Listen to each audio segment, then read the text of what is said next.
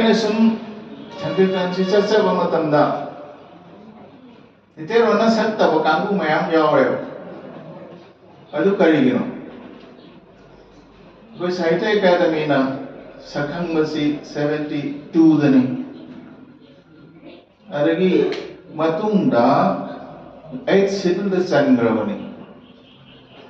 sigi matung sida jo hojik chu miron sakpa kangbu mi yaw si karigino sankirtan si matang sum tarokana saigi phamsak sakpa kangbu ma matami sei sakpa kangbu na laisuli sei tai tu sakalatana sankirtan si sum marai jaithar tawi baram ma oiringai sida metero na samindre ba kangbu si asi khunai sigi sogat para yekna bara di oira adana aina hygienic badi anything moisano akoi imarom da sakseba akoi si kari gino ba mi marol sir sam tangjaning is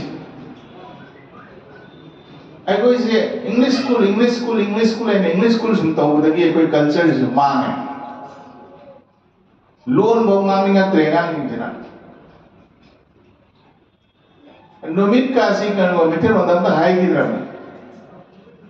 masal ne English ta wahi amani nganga ni mama pa paho ta harau kitna mai culture du di pura manghale khangde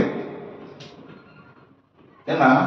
sigi sira ba tanja sina sankirtan ki party sina sankirtan manghan na ba tawri se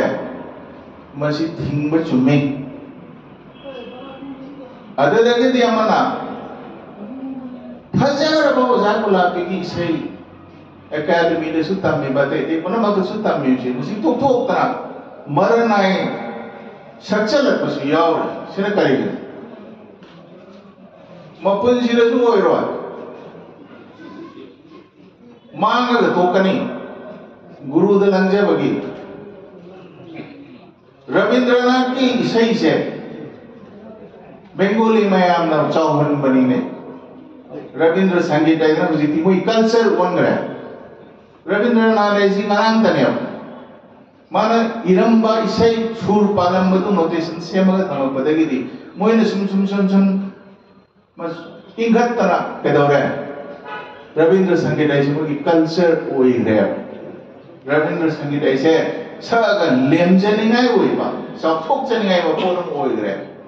Dai Koi Gidi Hana dagi guru sing tamidna la saktan la report sida akoi namu haijan singjandna maranaya tawna kona bis chumde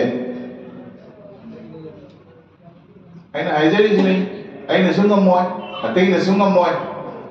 jagula pina irami isai mana irami ba isai sing sigi marum sing sentam parang yang biar ngamoy asidi pithora ko magun amati yam na kui na dhyan tawraga kari hai sige kedu sige na khallaga yam phajana refine tawraga monthoga pukhalam ma pot amani masidi maman lai da lanne dara masida senguk sanjin tawbidra mayam tawbiganu mai thamjage